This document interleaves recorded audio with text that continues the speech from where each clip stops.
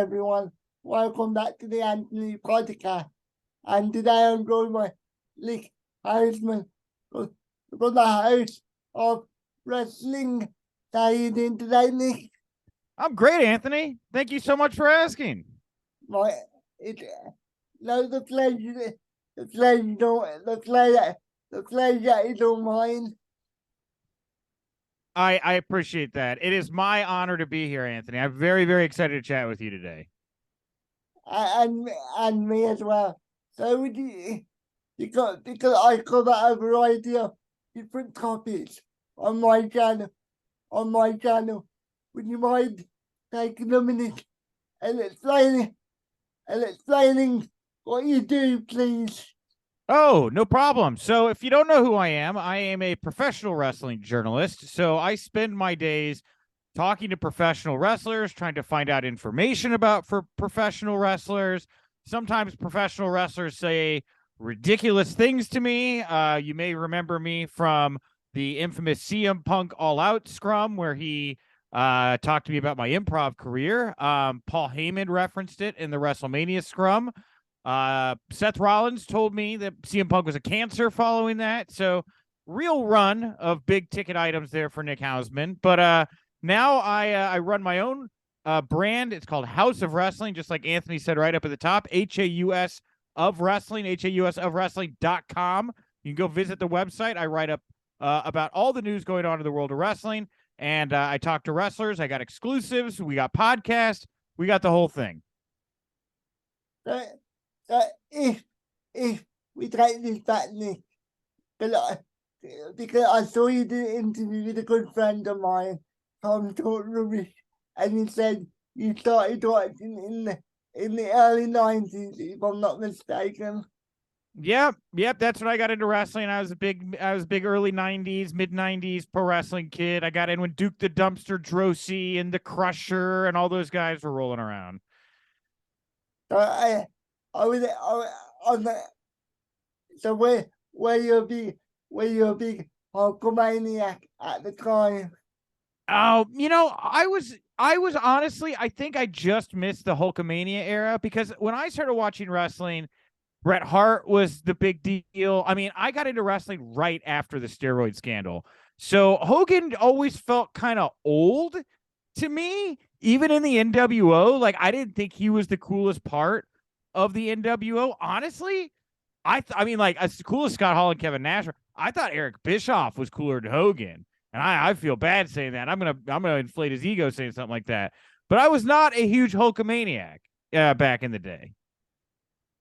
To be honest, even though I'm a lot younger than what you are, I tend to agree with what you said. To me, even when I go back and watch that stuff, it comes across as really corny. Yeah, really corny, kind of fake. Like, he's not relatable. Like, I don't look at Hulk Hogan and I'm like, man, I want to be that. Because one, I'd like to keep my hair. And two, I'd like my skin to not look hot dog-ish in the future. So he's not exactly somebody I looked at and thought, wow, cool. I never thought Hulk Hogan was like cool. I thought he was like a cartoon character. And to be honest with you, Nick, I feel patriotic in it. I just terrible that I just can't get into them no matter who it is. I just don't like patriotic gimmicks. Yeah, well, patriotic gimmicks, they're a little played out, right? They're just one-sided, So I like the kind of like the area that Cody Rhodes is in right now, where he's like the American nightmare. Like, he's obviously a pro-America, but it doesn't shove it down your throat, kind of, Yeah,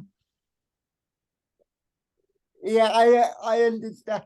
I understand that even though I thought at the end of his AEW run he was getting there a little bit. Oh yeah. I mean, he was getting into it with what's his face, the boxer. I should know the name. It's been forever since he's on TV, but he was doing more of that stuff. He's doing less of it right now. But I think when you see him start to mix it up here with some international stars, I wouldn't be surprised if Cody leans back more into the kind of patriotic, pro-America, rah-rah stuff a little bit. You mean Anthony Ogogo? Anthony Ogogo. You know what? From one Anthony to another, I'm not surprised that you knew who it was. And I talked to Anthony about it before that match. I'm very upset. I'm sorry. I apologize, Anthony. So back to so you mentioned with Tom that before you started covering wrestling for WrestleZone, you did something called the Nick Hausman show. So basically, what made you want to talk into a microphone? It's pretty weird talking into a microphone. It's lit. Oh, well, I've never had an issue talking into microphones. I mean, I was never an athletic child, and the moment I found theater, that was pretty much all I did. So when I got in, podcasting wasn't new. It had been around, but I got in right as it was kind of really starting to take off. And everybody was like, hey, dude, if you can get a nice microphone, you can do a podcast. And I had a friend of mine buy me the microphone because I was dirt broke at the time. And it was, again, look, I'm sitting in front of one right now. It is the best investment that has ever been made. He didn't buy me this microphone. This microphone came later, but he bought me a nice little blue snowball microphone. And I took that, man, and I turned my life around. Like, I owe my life to podcasting and improv and pro wrestling, man. The ability to communicate with people, talking to a microphone, this is where I feel comfortable, I can agree. I can agree with that. Because if you don't know, Nick, I have a really severe case of cerebral palsy. So obviously I can't do any physical stuff. So me talking to a microphone, it's really the only thing I can do independently. Well, you're good at it, and it looks like you're having fun. So I mean, that's a good thing. I appreciate that. Right? Going back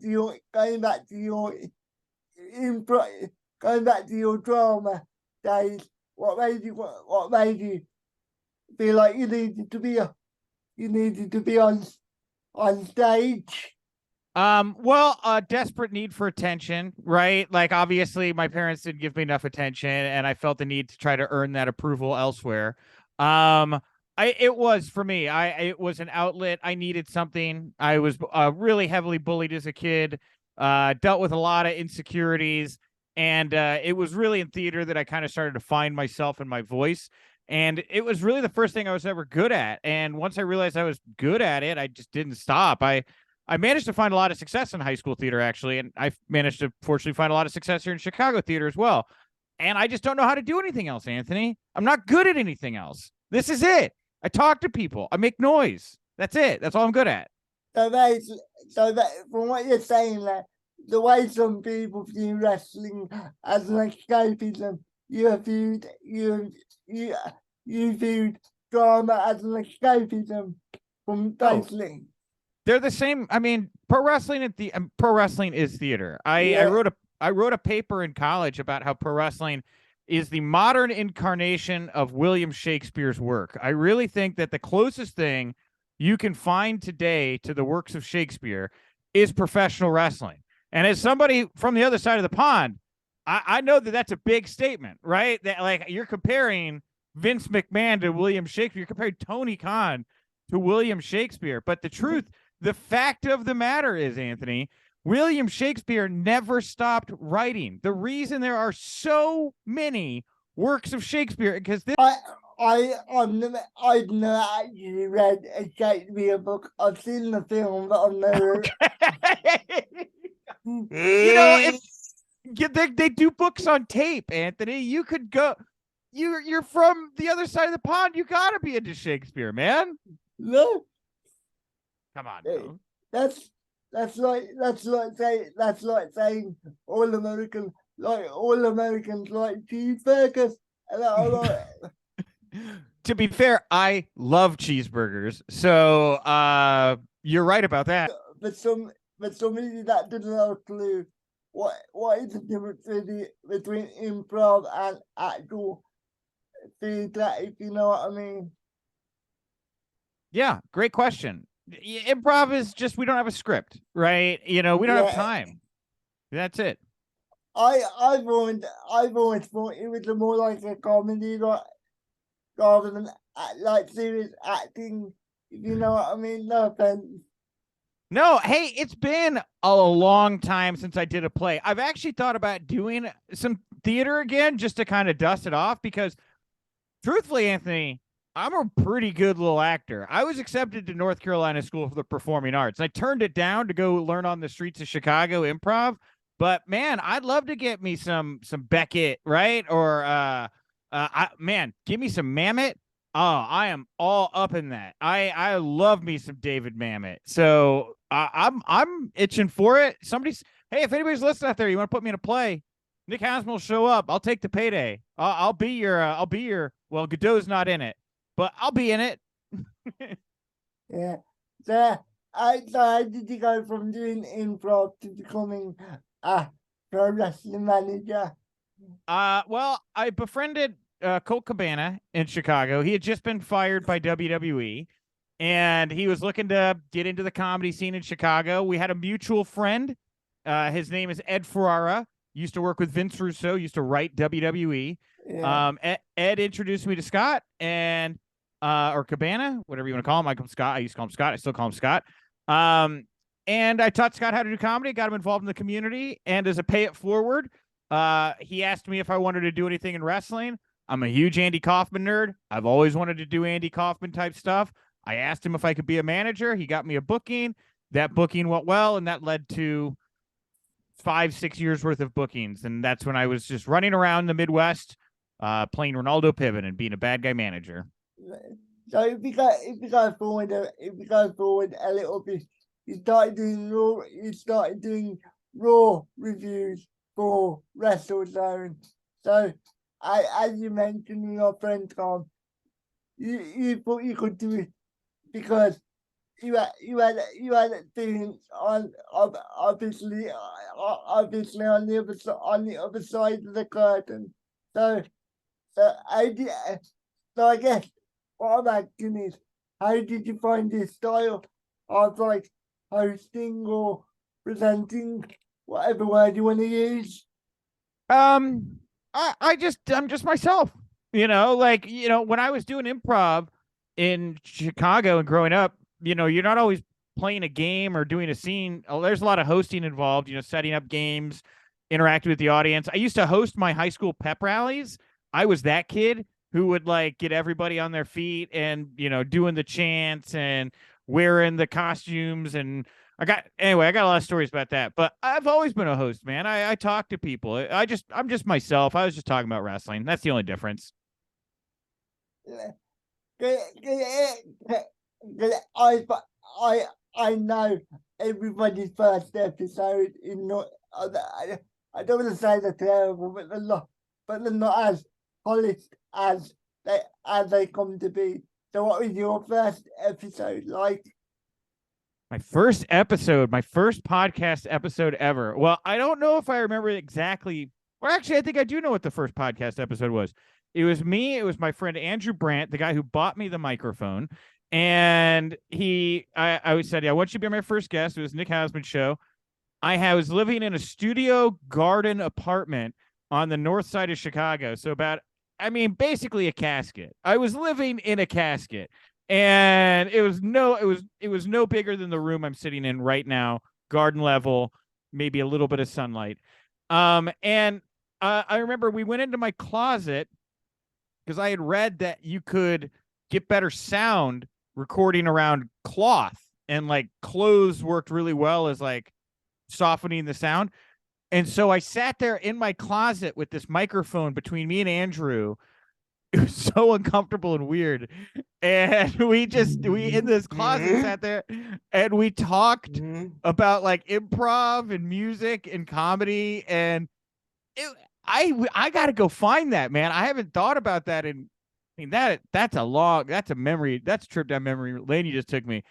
It was very weird sitting in that closet with Andrew trying to do a podcast. It was a wonderful starting place. So, so how did you go from WrestleZone to Wrestling Inc? I was at a New Japan show at the Cow Palace in San Francisco about 5-6 years ago. I think it was the first time New Japan had really done like a big American show or something like that. So I convinced WrestleZone to send me out there to cover it. I wore a nice suit. That's where I met Raj, and he just really liked the way that I carried myself and the way I asked questions, and he offered me a job with more money than I was making at WrestleZone, and that's how I wound up at Wrestling Inc. So when you go from we're going from WrestleZone to Wrestling Inc. I imagine you must have had some kind of. Why did you have? Did you feel any pressure, or were you like, no, cool, I belong here? If you know what I mean? I'm sorry. Wait. What? How did I feel about being at Wrestling Inc. Or what? What's the question? Sorry. So what I was saying was going from WrestleZone to Wrestling Inc. Did you feel any pressure, or did you feel confident? Oh. I never felt pressure. Because I was already kind of doing my thing. I just felt good that I was making a move. I look at kind of the moves that wrestlers make in the business where, when you've just spent enough time in one place, or you kind of plateaued, or you want to do more, you want to grow.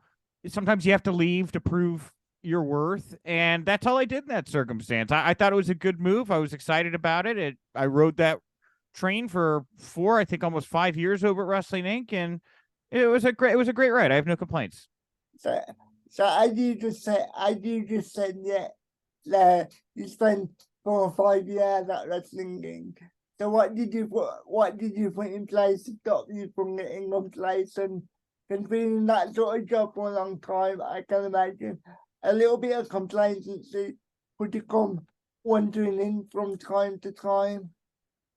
Are you talking about growing complacent from time to time? Is that what you're asking about? No, did I really do a job for like years and years? Sometimes your work can slip because you can get a bit complacent. So yeah. Did that happen to you? Or? Oh, good. Okay, yeah. Okay, I got it now. Yeah, no, I got complacent definitely towards the end of my run at WrestleZone, and then I got reinvigorated at Wrestling Inc. I don't know that I definitely think towards the end of my run at Wrestling Inc. I was burned. I don't know that I was complacent, but I was definitely really, really burned out. It's very demanding job when you're responsible for handling a team of 15, 20 people, making sure you have work for all of those people to do, filling that news board with things for people to work on.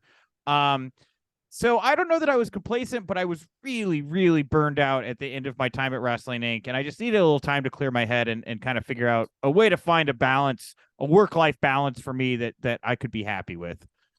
So I became more prominent in the wrestling space, or the wrestling media space in particular. Was there anything that you were naive about going into it? Like when you look back on it now, you think, why was I so naive about that?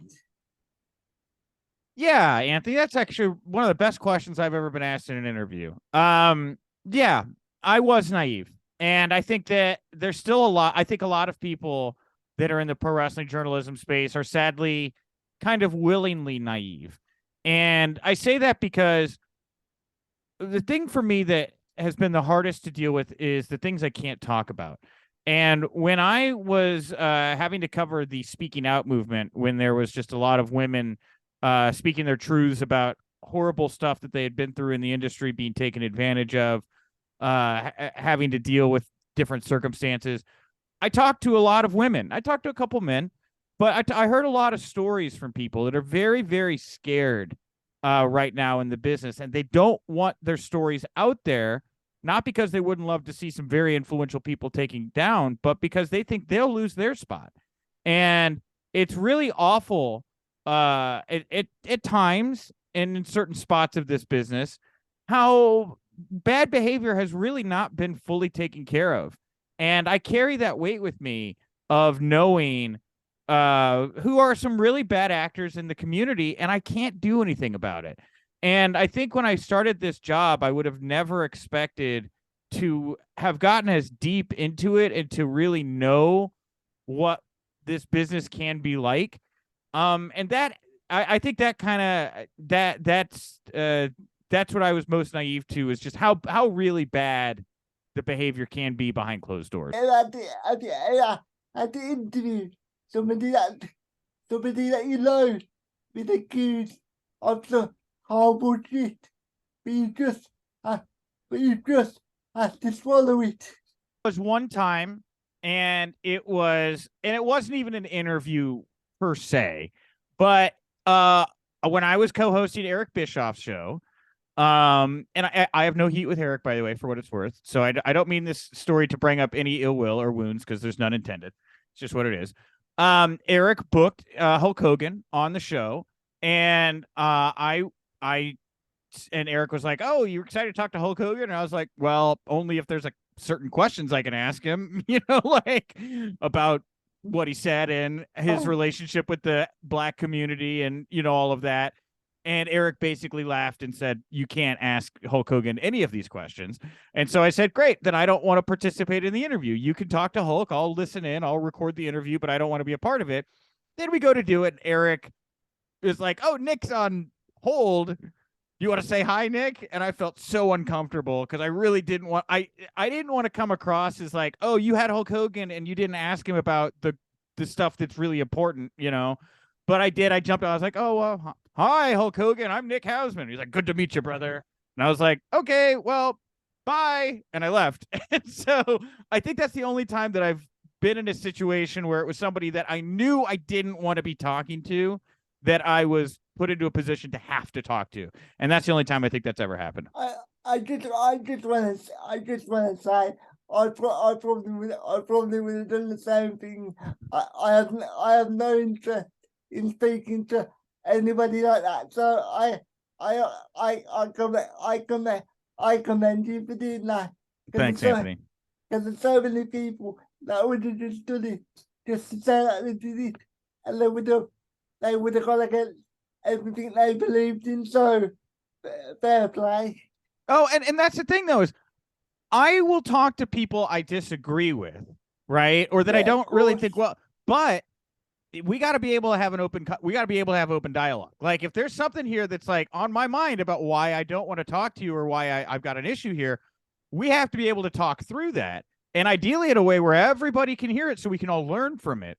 But if you just want me to show up and, play nice and do a PR piece for you, that's, I don't know if anybody's noticed, that's not really what I do.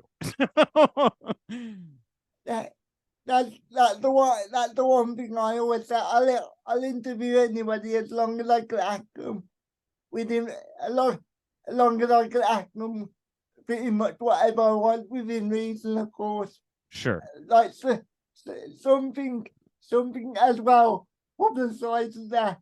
Obviously, I've got questions. Yeah, I mean, hit me up. I'm fine right now. If you want to keep going a little bit, I'm good with that. So obviously you mentioned you worked with Eric. So how did that get started? And how did in hindsight, did you enjoy it? Did you enjoy it or did you hate it? Oh man, working with Eric Bischoff was like it was a fever dream. Eric was one of my heroes growing up. I'll start there. Eric was somebody who, again, I don't want to say too many nice things about Eric and make him think that I'm blowing smoke, but Eric is very influential in the way I think that I kind of am and think a little bit. I was, again, like I said at the top of the show, I thought he was really cool. I loved the business savvy. I loved all of that type stuff. I thought it was really cool stuff. And I met him. I did an interview for WrestleZone with Eric. I forget about what, some project, but he really liked the interview, I remember, and thought it went really well. And we got an email, and I had just finished doing Bret Hart's I was wrapping up with Bret Hart on his podcast because his family was very upset that every week he would say something that got him a shit ton of heat with WWE, and then we'd all have to clean it up. So we stopped doing that podcast, and when Bret ended, I had an open dance ticket, and Eric, I said, Eric, I'm wrapping up with Bret. I'd like to keep doing shows like this. I'd love to do it with you. He thought it was a great idea. What's hilarious is Bret hates Eric. And so I went from working with Bret to working with Eric. And it was a very educational experience working with Eric. He is not what I thought he would be, and I don't mean that completely negatively, but he's a character for sure. I thought it was fun working with Eric. I did not like I wish I had not agreed to talk about the politics stuff. That was something he wanted the show to have included, and he thought would be good. And this was before Trump was president and everything, so it was a little bit different time. But once the whole Trump campaign started rolling and America started to kind of change, it was a very difficult show for me to do with Eric, and it got very frustrating. And I think we ended it when we should have. And I hope down the road that Eric and I can have another beer and talk things out. I'm really happy he doesn't talk politics publicly anymore. I'll say that. To be honest, yeah. I don't think Conrad would ever do that publicly. He's just way too smart for that sort of stuff. Yeah, and I'm an idiot because I decided to engage him, right? But again, it was a different, I hate to say a different time, but like politics wasn't as crazy as it is now. Like, fuck, what did I do this like 8-10 years ago with Eric? Like, it wasn't as nuts. And the idea of just like, hey, you're a little bit right, I'm a little bit left. From time to time, we could sprinkle in politics stuff. Didn't seem crazy to me. Now, I would never ever do that. I try to stay out of the weeds on that stuff as much as possible. It's gotten too weird. Me too. What was you? Did come stadium live? What was you in a what was you in a monologue? What was you saying inside? Yeah. Wow, it's finally happening. I've been covering CM Punk for a long time. I mean, before I was covering him, I guess we were like kind of friends, and then we like had a falling out or whatever. That's whole whatever. But I've been covering CM Punk for a while now. Most notably, I guess my real intense coverage of Punk started when he and Cabana went through the trial against Dr. Aman after the podcast comments, and I was in the courtroom. I covered that trial, and so even at the trial, though, as we know now, things had fallen out between Punk and Cabana. And I knew that there had been a falling out as I was covering the trial, but nobody really knew why. And then for years after the trial, everyone was like, man, I wonder how those two guys fell out. Those guys were like best friends. They'd ride their little bicycles around in their tiny little bicycle shorts together in Wicker Park, Chicago. They don't do that anymore. Why don't they do that anymore? And then when I started seeing all the reports coming out about how Cabana felt Punk had slighted him or was trying to get him fired or moved off TV or whatever it was, well, that's my story. I was already covering it. So I wanted to know what was going on. And that's when I started questioning it in the scrums and the media calls. I think there were several months of me bringing it up. And then there comes this media moment and Punk comes out. And after years of me wondering, what happened here? He finally told me. And I was like, oh, shit. It's actually happening. And I thought it was wild. And I thought it was crazy. And I had to sit there like this with my hand over my mouth because I didn't want anybody to see if I was smiling, laughing, crying. I didn't want them to see my facial reactions because some of what he was saying was just so ridiculous. Some people were sitting, I mean, not like ridiculous, but like over the top. Some people were sitting there like, oh my God, they were terrible. Oh, I'm sitting here like, he's saying that. Wow. Whoa. You know, like I was laughing at some of it, and I thought it was wild, man. I didn't think it would result in a fight. I thought it was just a crazy thing. The fact that an actual fight broke out after that, I was like, holy hell, that is wow. Okay, here we go. I'm gonna be honest with you, Nick. I don't want the media from. I just think they're quite boring, to be honest. A lot of the time, obviously there are some time when they are interesting, but I feel like a lot of them are just run of the mill stuff. No offense.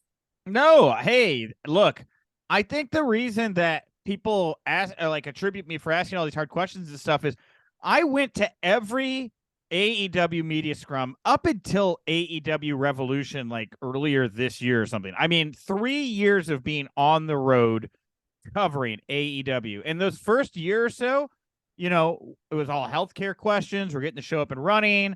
And then you know, it started to kind of get a little dry. And I was getting bored. I was like, dude, you're here. You're at everything. They're not going to kick you out. Ask what you want to ask. That's when I stopped caring. And that's when I started asking what everybody was actually talking about. That's when it started getting good. That's when I started having fun. So After the whole monologue ended, we in that classroom and somebody's been told off like 20 minutes, and all of the classmates start looking at the person with that situation with you. yeah. And I think we're still in it, right? Or everybody still looks at me like, oh man, are you okay? The amount of people, you know, what's funny to me about this is the amount of people that think that Punk like still hates me. And no, like I rolled over the next day to a text message from Punk with him apologizing to me, being like, I crossed the line. And I was like, you're cool with me. Oh, that was hilarious. Don't worry about it. Like, you know, and so we buried the hatchet pretty quickly. But again, he didn't punch me in the face, right? It was a misunderstanding. I wish we'd have been able to clear the air before that media scrum, but it didn't happen. We cleared it in real time in front of millions of people and whatever. It's what it is. So from that moment, would you say your career went to the next level? Because to be honest, Oh, from that moment, I heard his name nearly every single, well, not every single day, but well, it's funny because yes, my career really did take a big jump that night for a lot of reasons, but nobody saw me. Like all the videos of Punk and he's talking to me, but I'm never on camera, right? Like you never actually see me. I'm just like this, you know, off screen type character. It wasn't until like I did the interview with Rollins where he called Punk a cancer, and then the Paul Heyman bit where he did the thing where we're back and forth. That's what I think that things really like. I go out sometimes. I shouldn't say this happened once, and it was like a week ago. But this guy, after a movie we went to, came up and like wanted to say hi and shake my hand and told me I did good work, and it was very nice of him. But it happened in front of my wife, who was with me because we were coming out of the movie theater. And after that guy left, she was like, "I think you're actually famous now. People come up to you and say nice things." And I was like, I don't feel that way, but that's very cool, you know. That stuff wasn't happening to me a year ago. No way. I do you mind if how did your partner feel like what you do? Because I can imagine it's a full-time job and it can get pretty too much full on sometimes. So did your partner understand? I'm sorry. Can you rephrase that real fast? I don't know if I caught that. No, do you know your partner or your wife? Sorry. Oh. Because sometimes doing a job like you do, it can be very time consuming. Did your wife understand? Oh, got it. Yes, my wife Liz, very understanding, and is like she saved my life. You know, when we met, She's very smart, very loving, funny, beautiful woman, and she has supported me every step of the way. It can be time consuming, especially when I have to go on the road. And there was, man, last year I was on the road like at least 2 weekends a month. It was too much for me. I've slowed down quite a bit this year. But she's never backed down. She's never stopped supporting me. When it came time for me to decide if I wanted to start my own site or do something else, she was with the chorus of people that said, you have to start your own site, and you have to do your own thing, and you have to start your own brand. And without her support, I wouldn't be able to do any of this. And time consuming or not, she's always been by my side. So I've got like 2 more questions, and then I'll wrap it up. Is that okay? That sounds great, Anthony. This has been fun, man. Yeah, what do you got? So as you mentioned with Con, you've been seeing a therapist. So would you not just for wrestling, but all journalists, would you recommend them to talk to somebody? Because I feel like sometimes people can feel some people can feel embarrassed to talk to somebody. Yeah. Everybody, therapy, some people don't need therapy. Some people don't, some people are just born able to weather the storm, right? Whatever. But I mean, at some point, I think everybody's going to have a time in their life where they're going to feel down, confused, not knowing where to go, not being able to process emotions in a way that you think is healthy. And if that ever does happen, I think therapy's great. There's no weakness there. I don't see the stigma, right? And I didn't think it was a big deal when I started talking about my therapy, but it comes up all the time now, and I love it. I'm happy to talk about my therapy. I don't get the stigma. You break your arm, you put it in a cast, arm gets better, right? You break your brain, you got to go to a brain doctor, somebody that's going to help you figure it out, right? Because you can't always figure out and heal yourself on your own. And there's stuff you can't work through, and there's sometimes stuff you can't figure out.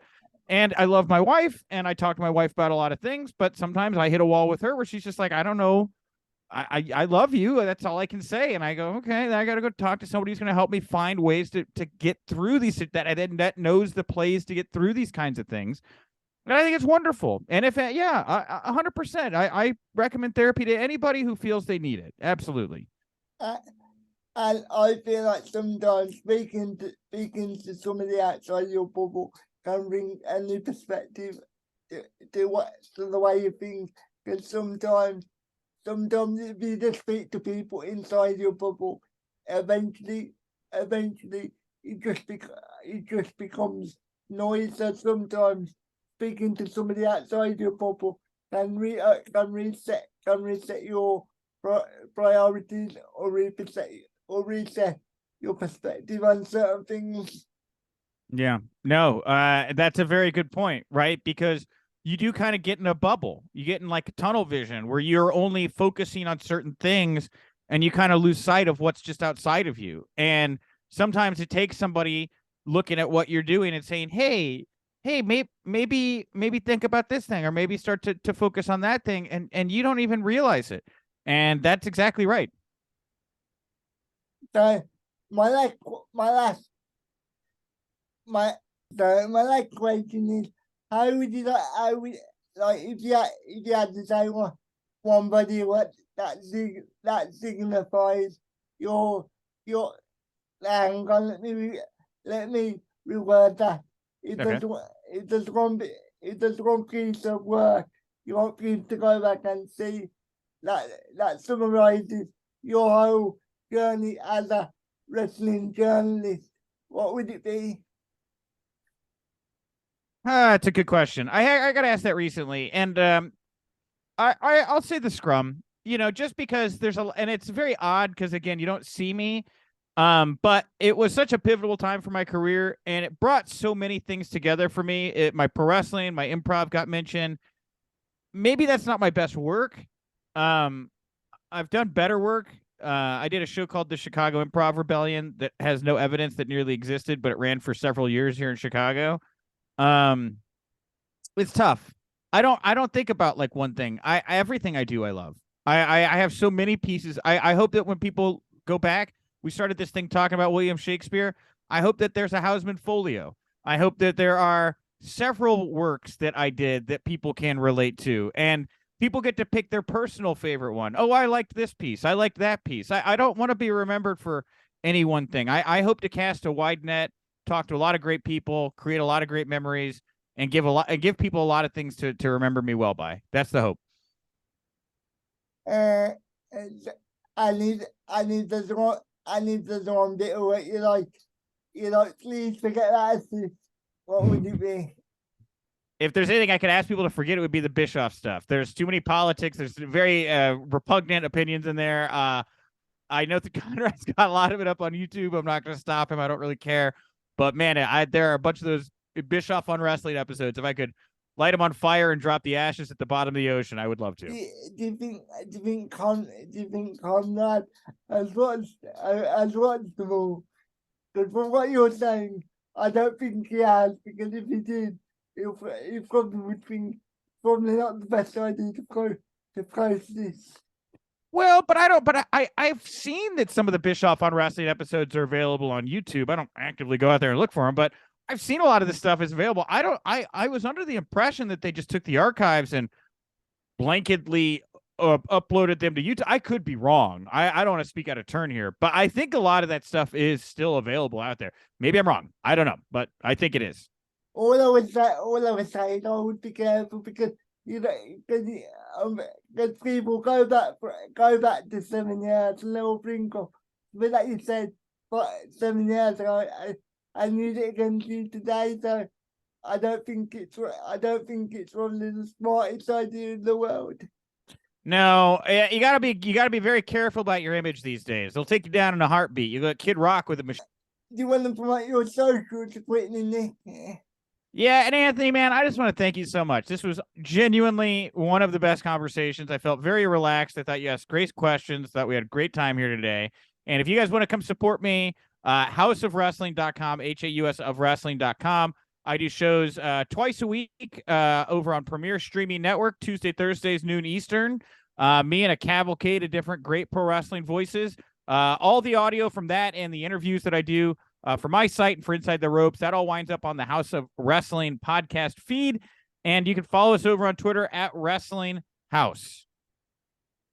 And I just want to say before I end the recording, I really enjoyed your interview with Teddy Long from a couple of months ago.